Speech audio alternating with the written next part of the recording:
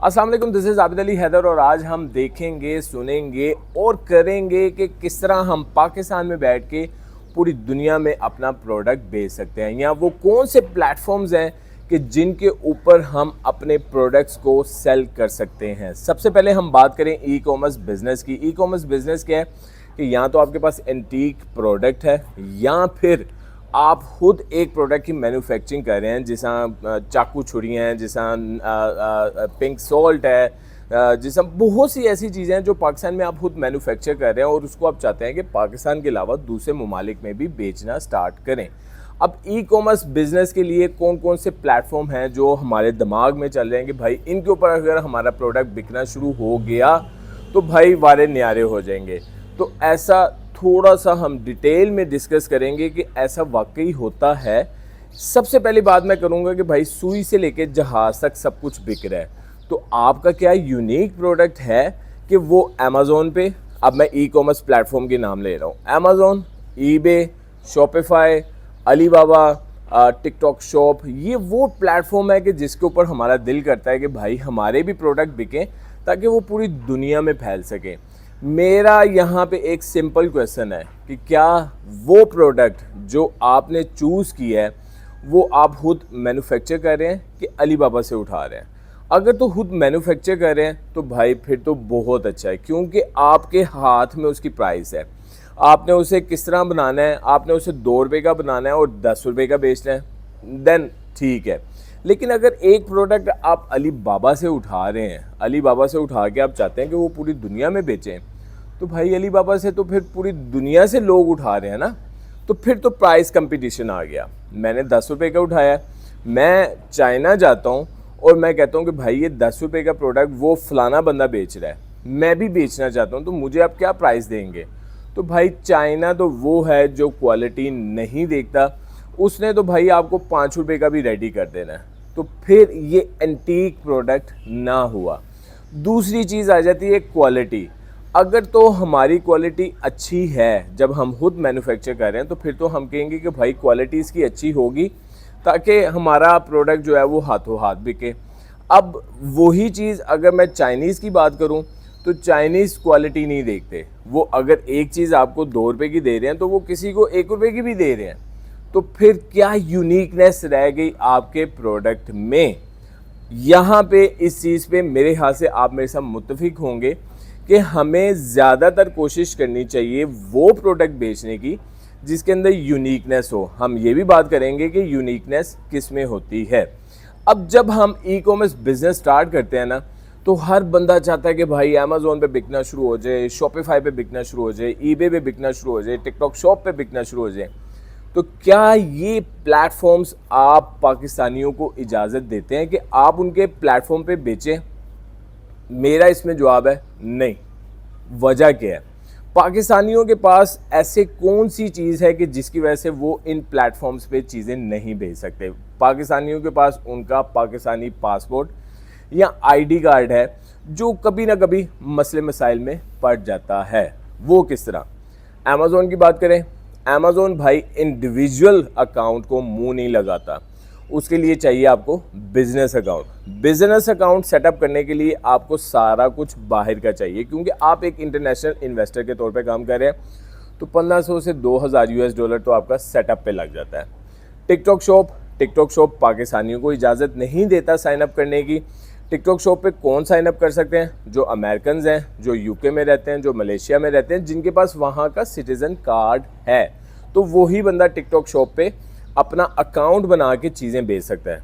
पाकिस्तानी किस तरह बेच सकते हैं? जुगाड़ लगा के, कॉर्पोरेट एलएलसी बना के। तो कॉर्पोरेट एलएलसी का खर्चा 1500 से 2000 आ गया। नंबर 3 पे आ जाता है जी ईबे।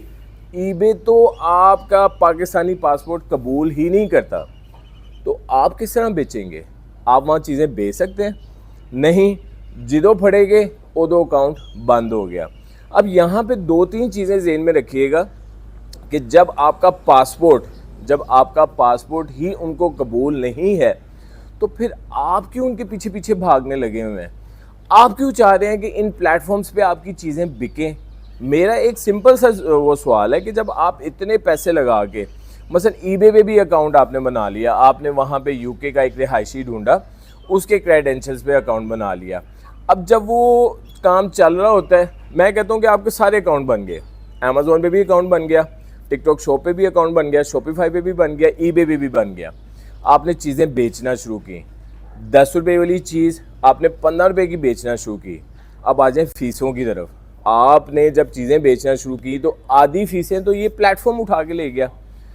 10 रुपये वाली चीज़ 15 रुपये में बेची है, आधी कीमत इस प्लेटफॉर्म को चली गई, आधी कीमत आपने पाकिस्तान से चीज़ें पहुंचाई बाहर के ममालिक में, आधी कीमत वो ले गया। तो क्या आपका प्रोडक्ट 2 रुपये का था? मसलन जो 10 रुपये वाली चीज़ आप 15 रुपये में बेच रहे थे, 5 रुपये प्लेटफॉर्म ले गया, 2 रुपये एडवर्टीज़मेंट ले गई, 3 रुपये आपके सर्विसेज के चले गए, सर्विसेज मीन्स कोरियर के। तो क्या आपका प्रोडक्ट 5 रुपये का था? कोई ऐसी चीज़ मुझे बता दें कि जिसमें आपको, मैं कहता हूँ कि ब्लास्ट मिला हो। वो ब्लास्ट ई कॉमर्स प्लेटफॉर्म पे कब मिला था? During Covid. जब कोविड में थे तो भाई हर चीज़ डबल रेट पे निकल रही थी, हर प्लेटफॉर्म कह रहा था आओ आओ मेरे प्लेटफॉर्म पे बेचो और मौजें करो। अब वो सिनेरियो नहीं है।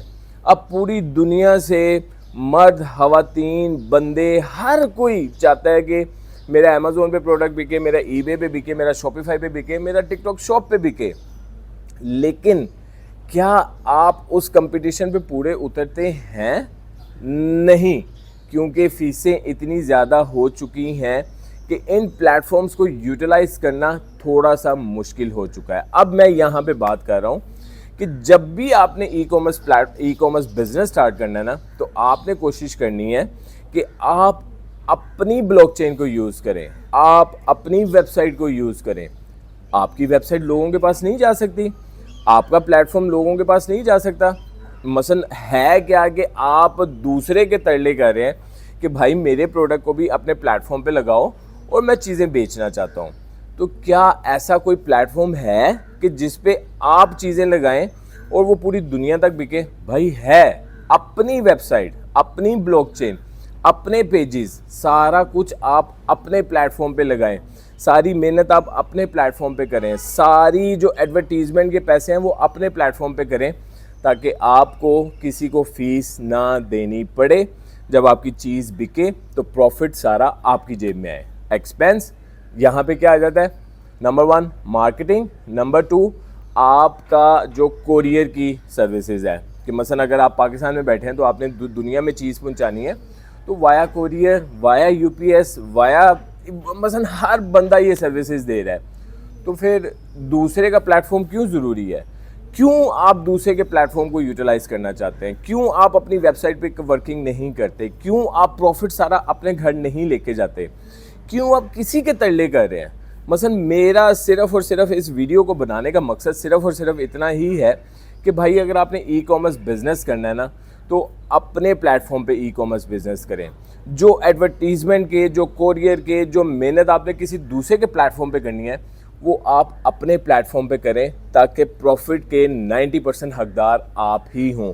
आप एक्सपेंस निकाल के आपको आरओआई इतना अच्छा मिले कि आप उस बिज़नेस को और एक्सपेंड करें। यहाँ पे एक छोटी सी बात मैं और करूँगा कि जब आपको कोई मुंह ना लगा रहा हो ना, तो उसके तरले करने के फ़ायदे नहीं हैं। ये जितने बड़े प्लेटफॉर्म्स हैं, Amazon, eBay, Shopify, TikTok shop, ये पाकिस्तानियों को मुंह नहीं लगाते। पाकिस्तानियों के लिए हर रोज़ नए से नई पॉलिसी निकालते हैं, उनके अकाउंट डीएक्टिवेट कर देते हैं।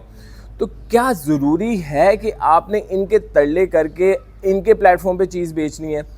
कोशिश करें अपने प्लेटफॉर्म पे मेहनत करें, अपने प्लेटफॉर्म पे पैसे लगाएं, अपने प्लेटफॉर्म पे इन्वेस्टमेंट करें, ताकि आपको किसी का मुंह ना देखना पड़े। मेरा इस वीडियो को बनाने का मकसद सिर्फ़ और सिर्फ आपके साथ ये चीज़ें शेयर करना है कि जो तुहानू कोई मुँह ना लाए ना, तो तुसी भी उन्होंने मुँह ना लाओ। आप किसी से कम नहीं हैं। आप पाकिस्तानी होने के नाते ये ना सोचा करें कि हमें ये मुश्किलात होंगी।